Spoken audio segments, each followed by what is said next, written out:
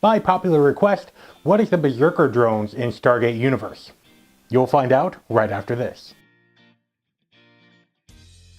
Hey everybody, I am Taylor from Beard vs. Geek, where I show you how it is okay to be a man and a geek at the same time.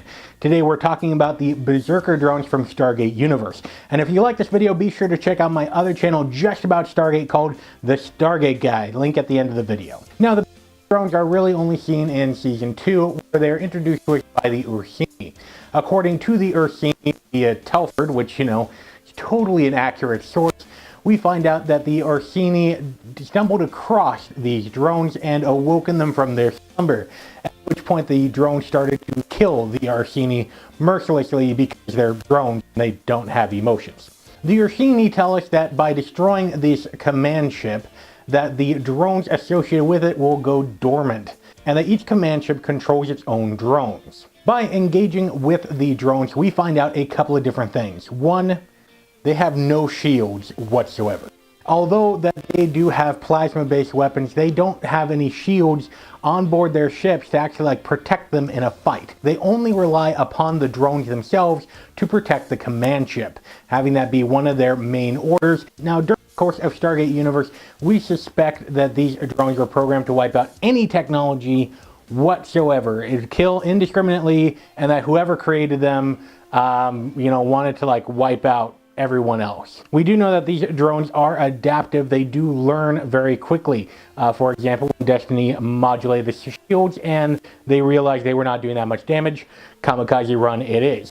When the Destiny crew was refueling at a blue giant, we find out that the drones attacked a human civilization, one that was the offspring of their own crew, but that's a whole time travel-y thing. We'll talk about that later. We also know that these drones and these command ships can detect energy, such as the Stargate going off, but they can also go into a mode where they detect movement and sound in order to try to find any enemies. We know that these drones have two different sizes. Yes, there's a giant command ship, but that giant command ship deploys two types of drones. One about the size of a shuttle, and two, the baby one, which could actually fit inside of the shuttle and be lifted by just a couple of humans. Quite frankly, we do know that these drones were made for one thing, and that was to destroy technology first, and then the people who created that technology. We can suspect that these drones were created for a particular war, one between a civilization that is pretty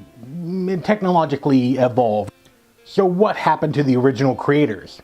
Odds are they were destroyed by their own creation. At least that would be a good story element to use. I suspect, and this is pure theory, that the creators of this created this invention to target a specific enemy and the people who helped that enemy.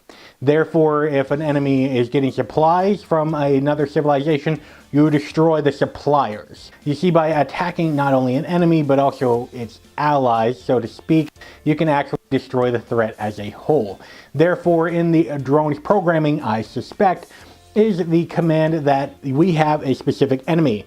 Whatever civilization interacts with and helps that enemy, you go after that too. I theorize that during the war themselves, some sort of peace accommodation was made, enough so that the original creators of these drones interacted with their enemy, and therefore the drones programming classified their own creators as an enemy and destroyed their creators. Now, once the objective was complete and that the enemy and those supporting the enemy were destroyed, they went into hibernation mode. The Ursini reactivate the drones, and naturally, the Ursini are a new enemy. Therefore, any civilization that interacts with the Ursini and helps the Ursini is the enemy.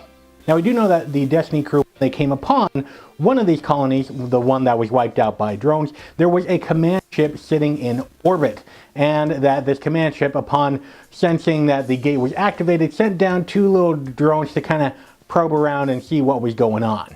And we know from wreckage found at the gate, as well as newspapers, before Destiny came along, that civilization was wiped out by the Berserker Drones.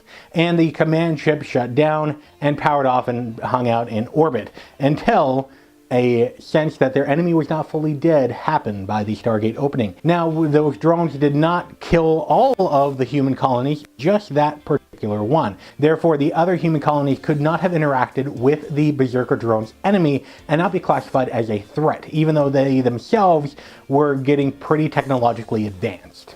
These Berserker Drones were not after all freaking technology in the galaxy. They were just after their enemy, and they're associated with their enemy that they also classified as enemies. Now, they dragged Destiny into the fight. Now, this classified Destiny as an enemy because it attacked the drones, and it was also working with the Ursini, who's also classified as their enemy. Therefore, the drones wanted to go after Destiny after the new classification, not because they had technology, but because the Destiny attacked them, and their technology, under the command of the Ursini, also attacked them. They are smart enough to, pair the two things together. Therefore, I theorize that these Berserker drones will go to any lengths in order to destroy Destiny, which is now classified as their enemy. So let me know what you think about that theory in the comment section down below. And if you're new to this channel, go ahead and subscribe. Great videos are coming out every week where I show you how it is okay to be a man and a geek at the same time. You can click right here for my all Stargate channel, or right here for some awesome manliness and geekiness. Because after all, if the women don't find you manly, they should at least find you geeky. And until next time, beard on, bro.